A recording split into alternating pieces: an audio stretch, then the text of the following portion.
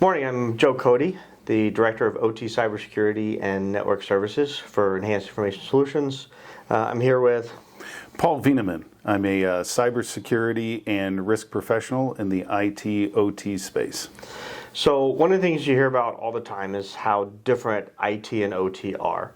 And so what we wanted to do was actually kind of have a little fireside chat about how their similarities are.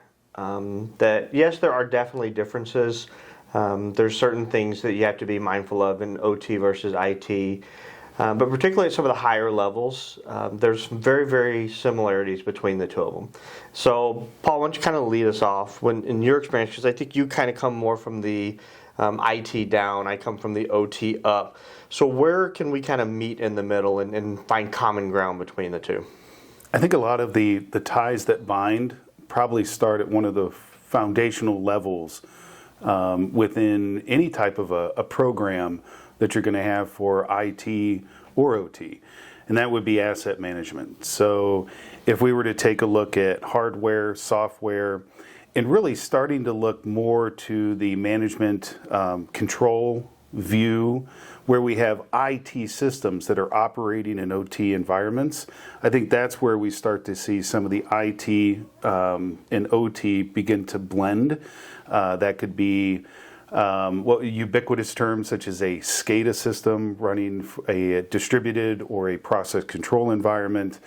These can be Windows or Linux systems running on Wintel platforms that have hardware, disk, CPU, memory, firmware, and we haven't even gotten to the process control environment where our traditional PLCs, RTUs, or IEDs may exist.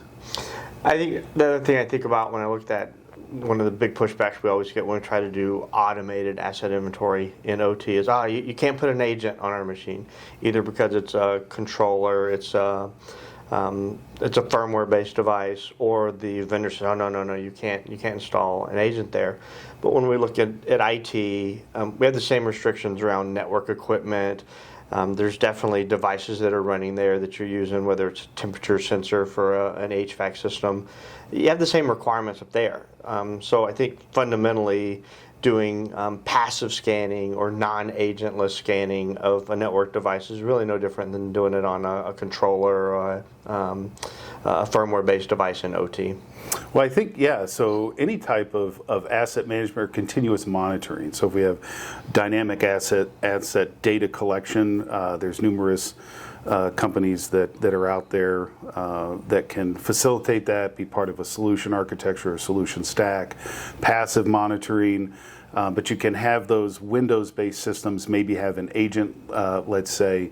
But whatever it is, and even in some environments, and we don't advocate this, right? But you can get to, maybe it's an Excel spreadsheet. That becomes tedious, becomes time-consuming, and it may not have relevant information. We're all human, there's error conditions that can exist.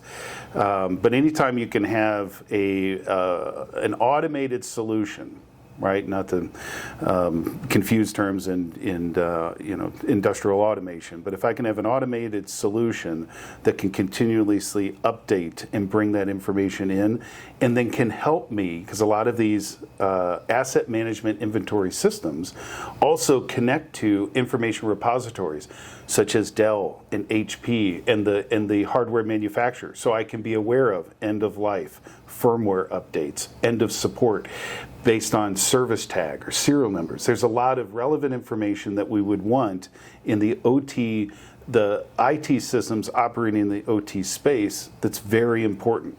And again, that's where we may not always have that luxury further down in the, if we look at the Purdue Enterprise Reference Architecture at your level 2, your level 1, or your level 0, but certainly at level 3 where we have IT systems operating in the OT space, supervisory. I'm sure plenty of people are yelling, Purdue doesn't apply anymore. That's a different conversation for a different session. Mm-hmm. The next place where I would think, moving beyond asset inventory, where we've done a ton of managed patch management solutions in OT. And yes, there's definitely, you need to be a bit more deliberate with patching in OT. But ultimately the process is still the same, right? You receive a patch from your patch source, whether it's Microsoft or Rockwell or Cisco. That patch needs to be tested in your environment. And again, you might do some more rigorous testing in OT, but that's no different than if you had an ultra critical IT asset, you would apply more rigorous testing to that.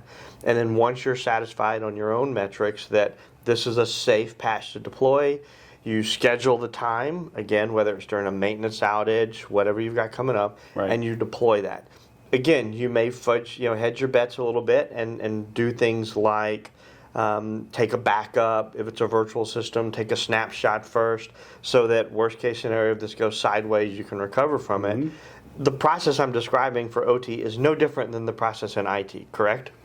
It is, but there's a bit of nuance there, right? So we don't have to look too much further than a relevant example in the last couple of weeks. So CrowdStrike, taking updates, immediately having those, and even though that's part of the mechanism within the CrowdStrike agent, it did have an impact in OT environments where we have those Windows-based IT systems.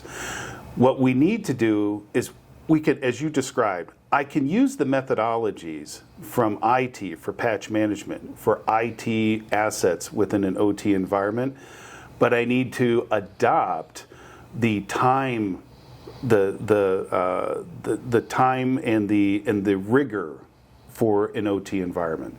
We have safety, productivity, and reliability that we're more concerned with rather than confidentiality, integrity, and availability. So it means that while I can have software updates to IT, Windows, or Linux-based systems that are running in the OT environment, these could be, again, the Windows-based or Linux-based SCADA systems or your HMIs, engineering workstations, right? As Stuxnet showed us, engineering workstations are reachable and can be a linchpin in an incursion. 5 years ago, SolarWinds showed us that you can have malware inside updates, and what CrowdStrike has shown us is that no one really has learned any of the lessons going forward.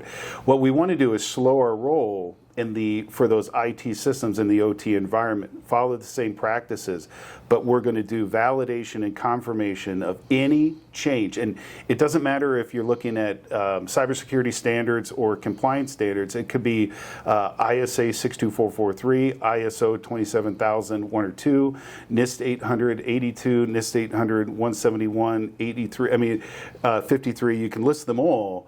They all have an idea where in configuration and change control, and specifically systems, introduction of change into the system environment, we rigorously, specifically for OT, we rigorously test and confirm and validate before introducing anything in, because we're in a cyber physical realm where things that go bad in the physical space can impact the human safety of an individual, a group, a community, and especially with all the good work you guys are doing in the water industry, it has massive impact and potential for a lot of risk up and down, supply chain, communities, et cetera. And that's certainly the risk on the OT. To bring home the point of the similarities, on the IT side, you're still going to take those same processes. You might not be as rigorous for concern of environmental health safety issues, but there's obviously a huge economic potential impact if you're looking like a JP Morgan Chase or you're looking at a health provider, right? So I guess from my perspective, because to be blunt, I get kind of tired of hearing sometimes, IT and OT are just completely different. They are different. I really don't want to minimize that. Mm-hmm. They are definitely different. But there's a lot of similarities where you can find common ground there. And in particular, when you're looking for resources internally to draw on and get help from, your IT group really can help you a lot with your systems, especially as you pointed out, the IT and OT, where you have systems that really aren't running proprietary vendor software, or they're not controllers, where you have HMIs, systems, even domain controllers, right? We have a lot of vendor systems, whether it's Rockwell, Emerson, Honeywell, whatever, that have standalone domain controllers. That's definitely IT and OT. Yep. The same principles can apply to those. I think one thing to think about is, what is it that, so when we look at the impact to OT systems historically, What's always identified from those subject matter experts and the practitioners in the OT industry and within that space is that a lot of the impact that we see, and you could say Colonial Pipeline as an example, right? So ransomware that hits Windows systems and then crosses over that IT/OT membrane into Windows systems inside the OT environments or these process control environments. I think, if we're going to state that most of the malware today largely looks to incapacitate the enterprise IT, but we also know that that has a downstream impact on our process control environments, then that is where the two IT and OT meet up. I need to protect those Windows-based IT assets in the OT environment so that I don't suffer loss of view, loss of control from my management systems in a local process control environment or a distributed process control environment. It's not that these are different, it's that they're now with Industry 5.0, 4.0, 5.0, 6, wherever we're going, the proliferation of cellular communication, everything's reachable, everything's touchable, networks are becoming more integrated, and what we need to do is really start to take a firm look at those IT systems, and then also, as you pointed out, we have IT.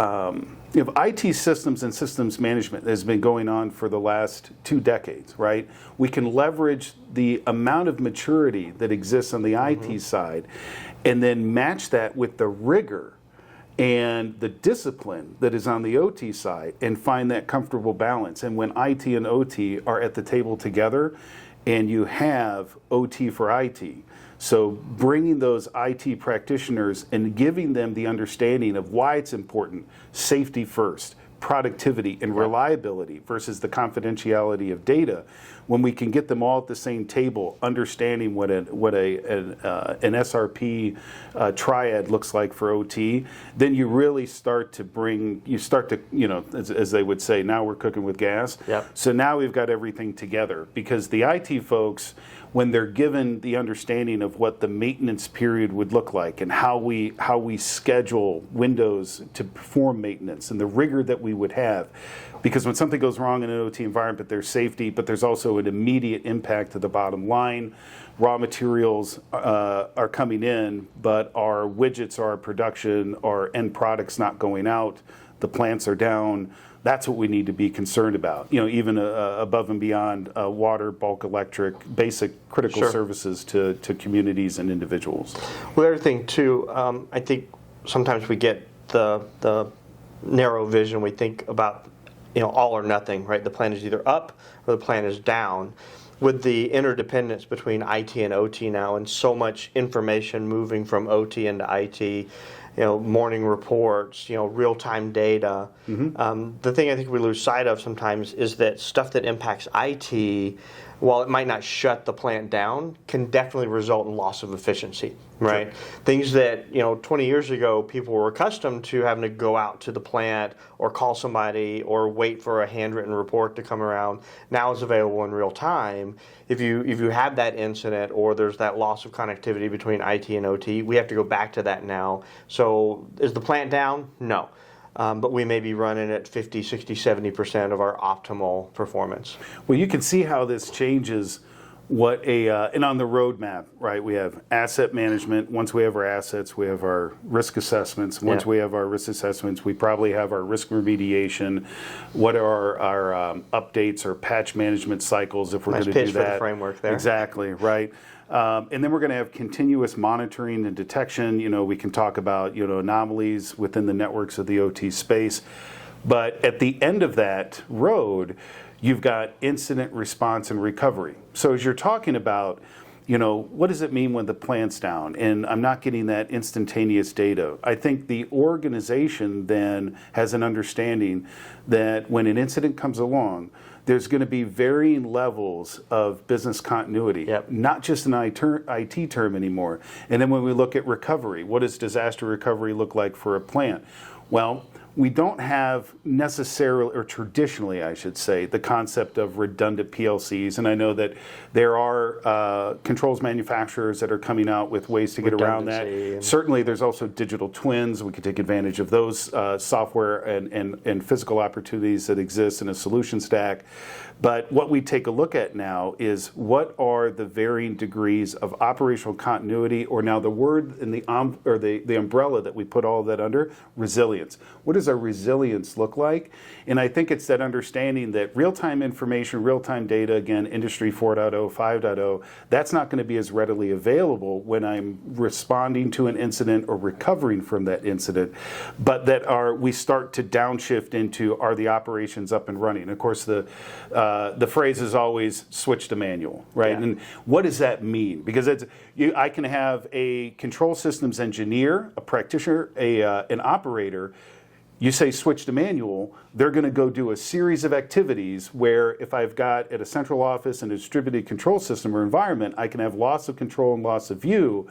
But if at the plant I can switch to manual, then we keep the process running. And that's where our incident response teams that have IT and OT people, and we talk about tabletop tests.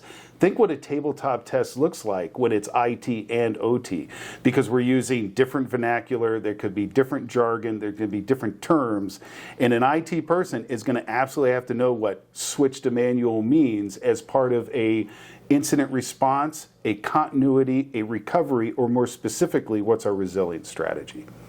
Paul, got to wrap this up. Dennis Miller, the comedian, once said that no man is an island, but some of us are long peninsulas. And I think that really applies to OT, right? Some of the OT organizations really like to kind of segment themselves 100% and just take it on their own. But like you said, there's no sense reinventing the wheel. Mm-hmm. IT is got a lot of maturity on some of this stuff. There's a way more overlap than I think people really understand. Leverage your IT groups, learn from them. They've undoubtedly gone through some of the mistakes that you're going to make if you try to do this alone. It'll make the process so much faster. For more information, we're always available. Your information, Paul? I can be reached at Veeneman, Veeneman at securisect.com. I'm also Paul Veeneman out on LinkedIn. Be sure to look me up, connect, ask whatever questions you want. I try to respond back as soon as I can. Thank you very much. I'm Joe Cody, jcody at eisinc.com, and we'll include all that information along with this presentation. Thanks for attending today.